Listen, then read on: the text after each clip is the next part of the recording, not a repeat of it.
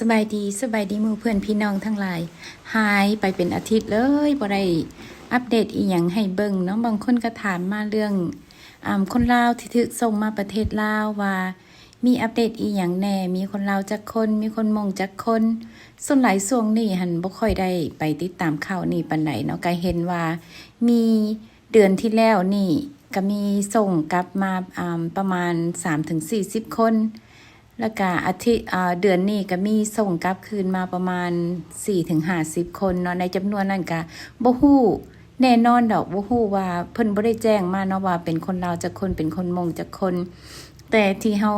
หยุดการติดตามไปก็ย้อนว่าก็เป็นปกติเนาะส่งมาแล้วก็ผู้ใดที่มีญาติพี่น้องก็มาเฮ็ดเอกสารรับรองออกไปอยู่นำผู้ไอ้คำลาที่พวกเพิ่น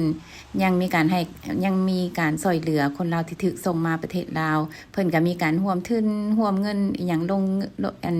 บริจาคมีการรับบริจาคเล็กน้อยจากกลุ่มคนลาวที่อยู่ประเทศอเมริกากลุ่มหมู่เพื่อนญาติพี่น้องแล้วก็ให้การช่วยเหลือผู้ที่บ่มีญาติพี่น้องอยู่ประเทศลาวที่จะแบบว่าให้ความช่วยเหลือหาเฮ็ดเอกสารหรือว่ารับเอาไปอยู่นำเนาะก็เป็นปกติมาจังซี่ตั้งแต่เริ่มมีคนลาวส่งกลับมาประเทศลาวเฮาก็เลยเห็นว่าบ่มีอีหยังบ่มีอีหยังเปลี่ยนไปหั่นน่ะยังคือเก่าทุกอย่างก็ยังคือเก่าเฮาก็เลยบ่ค่อยได้ไปติดตามข่าวสารนั้นปานใด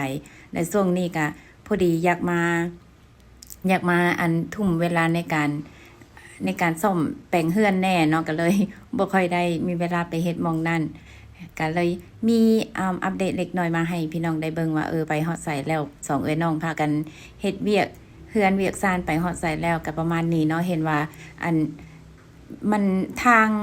างหลังบ้านอยู่หม้องหลังบ้านหั่นนะคล้ายๆเป็นบัลคอนี่เนาะมันสูงแบบเวลาเฮาย่วงลงไปมันสูงโพดก็เลยสิพากันเฮ็ดเป็นขั้นใดขั้นหนึ่งเพื่อเวลาเฮาย่างไปทางหลังบ้านเฮาย่วงลงไปมันจังบ่สูงหลายหั่นนะสองเอ้ยน้องก็เลยพากันมาเฮ็ดขั้นใดหลังบ้านมื้อนี้เนาะใช้เวลา2มื้อนึงเนาะเฮ็ดบันไดหลังบ้านนี่ก็แล้วก็กอยปูนกอยหยังก็ขั้นใดแล้วก็ป้าให้มันแห้งหลังจากมันแห้งแล้วเฮาก็จังสิมาเบิ่งว่าสิเฮ็ดอีหยังต่อก็แต่ละมื้อก็บ่ได้มีอีหยังที่แบบว่าแพลนไว้แน่นอนเนาะมีแต่เฮ็ดไปมื้อต่อมื้อหั่นนะว่ามีอีหยังที่ต้องให้เฮ็ดแน่อันนี้ก็ไว้สำหรับแบบให้พี่น้องให้หมู่เพื่อนพี่น้องได้เบิ่งนํกันเนาะว่า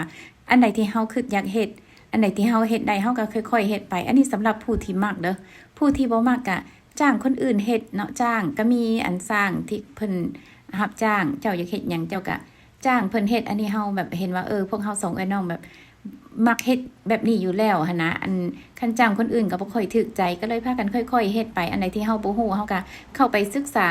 ค่อยๆเฮ็ดไปมันกั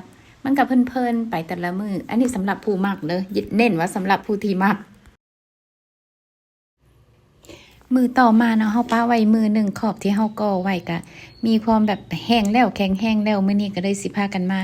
กอยปูนใส่กับหินแห่เพื่อให้มันแข็งแห้งหั่นนะให้เพิ่นเอิ้นหยังคันไดมื้อนี้ทำการกอยปูนกอยทรายกอยแห่เทมื้อนี้